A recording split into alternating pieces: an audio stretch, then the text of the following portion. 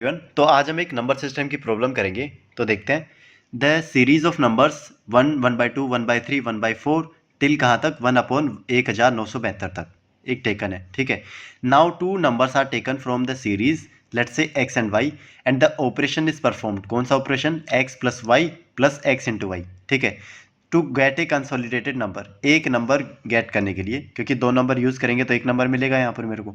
The process is repeated, ये process चलती जाएगी कब तक? जब तक मेरे पास एक कंसोलिडेटेड नंबर नहीं बचेगा पूरे सबसेट का।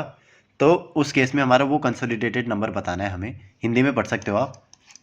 ठीक है, तो कभी भी ऐसी प्रॉब्लम को करने के लिए ना, जिसमें हमें एक सीरीज गिवन हो, ठीक है, और उस सीरीज का एक नंबर मतलब रिड्यूस करके एक नंबर पूछे, तो उस केस में क्या होता है कि उसमें एक पैटर्न छुपा होता है, और वो पैटर्न ही हमें फाइंड आउट करना पड़ता है। हमें पूरी जो सेट है ना उसको सोल्व नहीं करना होता।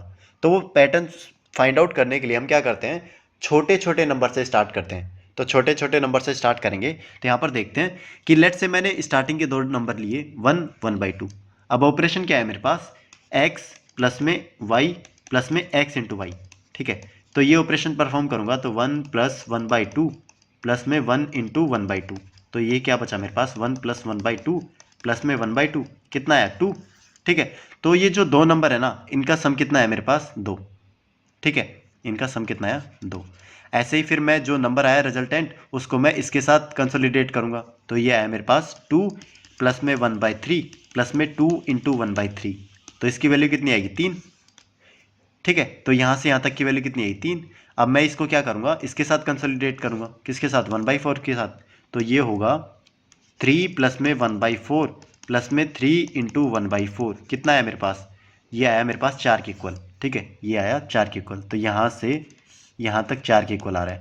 तो ये देखो मेरे को एक पैटर्न मिल रहा है यहाँ पर कि 2 डिजिट्स का कंसोलिडेटेड नंबर क्या है मेरे पास? 2। 3 डिजिट्स का कितना है? सॉरी, 3 नंबर्स का कितना है? 3। 4 का कितना है? 4।